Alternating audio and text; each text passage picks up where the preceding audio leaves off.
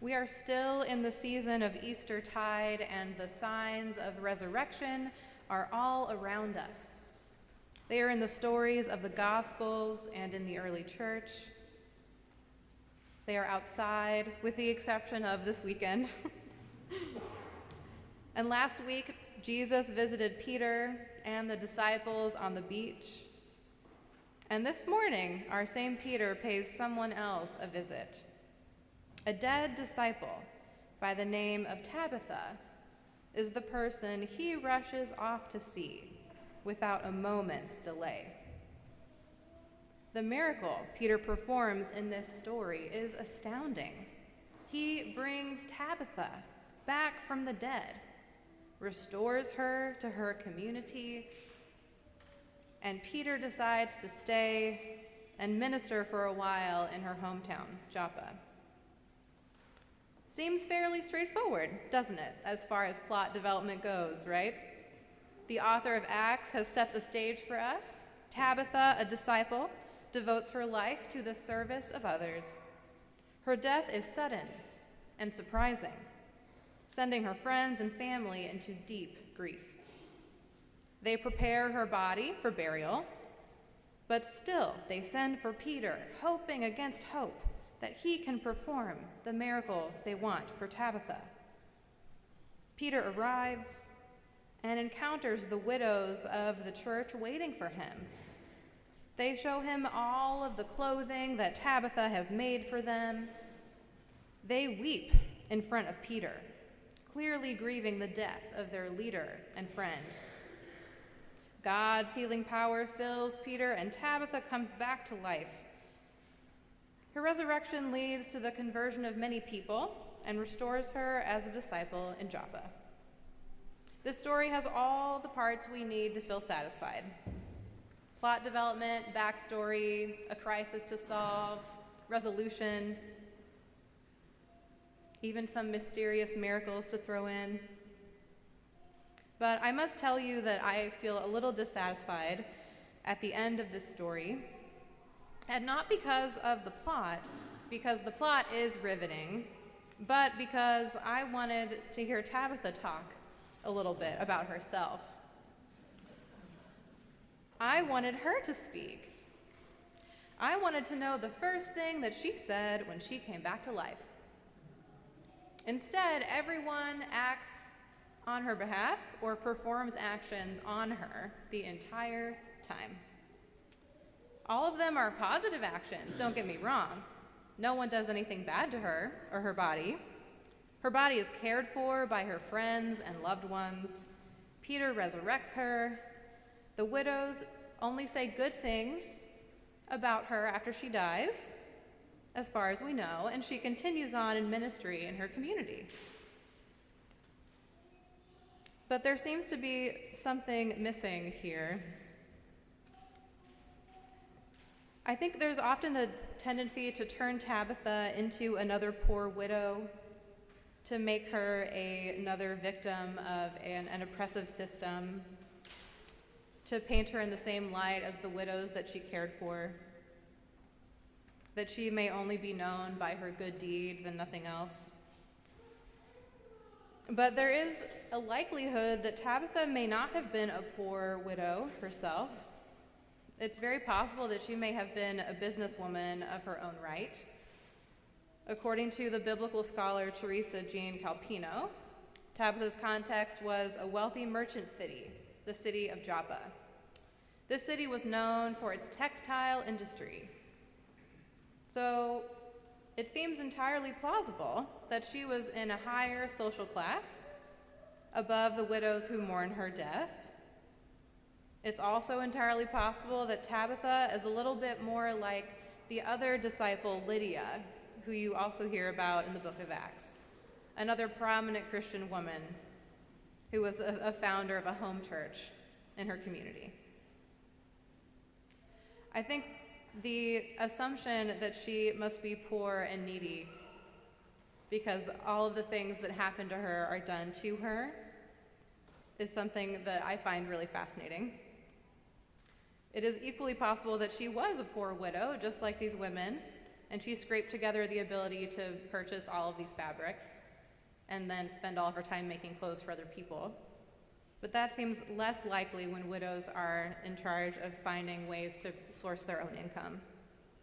It's hard for me to imagine Tabitha as a poor woman who didn't have resources due to the expensive nature of fabrics, the expertise it would take to make all of those garments. I think that it's also really lovely, like I shared with the kids, that her name means something beautiful. That the writer of Acts wanted us to know that Tabitha's name had meaning in both Hebrew and Aramaic, that her name is gazelle, an animal known for its grace. Rabbinic scholars refer to the gazelle as the most beloved creature by God. The only other time I often see that reference is in the Song of Solomon in the Wisdom literature, which is an erotic love poem in the Old Testament. So for us to know that her name means something so beautiful and holy and pure is an important thing for us to know about Tabitha, because it speaks to the kind of person that she was. The symbolism of her life and ministry in the world was one that spread beauty and grace wherever she went. And this is a reference that we often miss because most of us don't speak Aramaic or Hebrew or Greek anymore, though I imagine many of us may not want to take up that task, which I don't blame you. But her name shows us a hint of who she is and the power of naming someone, the power of her grace and mercy in her ministry, her kindness, her spiritual leadership. Losing her was a significant loss for the early church. So Peter stepping in to resurrect her is a way to resurrect Christian ministry in Joppa.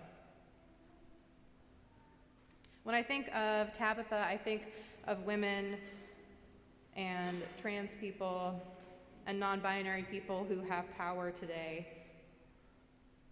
who instead of using that power to pursue their own ends, turn it towards those on the margins, because they know what it feels like to be overlooked or to be consistently acted upon by others. It's notable to me that Tabitha turns to the widows in the community to provide for them and to minister to them. She is given the title disciple, which is typically reserved for men, more frequently in the biblical text, and that's important too. She could have spent her time doing other things with other people in Joppa, people in her social class, expanding her business, spending time with people who made her look good and feel better about herself. But that's not what she did. She did not turn away from the widows in her community in the power that she had, but directed that power that she had towards them in order for them to understand that they had power themselves. I think the beautiful thing about Tabitha's resurrection story is that she would not have resurrected if the people around her didn't feel like they had enough power to go ask for what they needed. She is no longer there to guide them and to love them and to nurture them. And two men on her behalf leave town to ask for her life back. Two men who could have replaced her with another man who would have had more access to social power and structural power in that community believe her life is so important that they are willing to travel to find Peter to ask for her life back. And if they did not believe in the power of the resurrection or the power of God or the power within themselves, they would not have made that trip. They would not have taken the care they took as a group of widows to make sure that her body was well tended. They were always preparing for her death, but hoping for life, living in both. It makes me wonder what kind of legacy other people leave for us the way that they love us, and how that love compels us into action.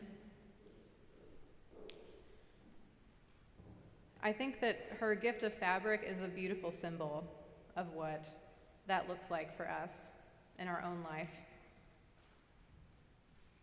But if that was the only gift that she had, if she was only a successful textile merchant or seamstress, this story would not be in the Bible.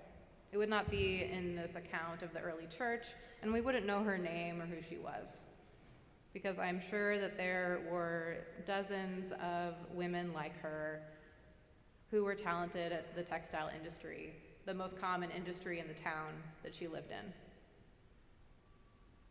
It would be like bringing up someone who was in an ordinary profession, like someone who was the best baker, but had an awful personality that no one liked, but they made incredible bread, you know? We wouldn't know about Tabitha if she was not the kind of person that she was. It was her love and her ministry that made her remarkable. It was her care and her grace that made her memorable, which is why her story is part of the lectionary, which is why we preach about her thousands of years later, which underscores the deep, deep power of love. And so I wonder what you are doing to show that kind of love in your life,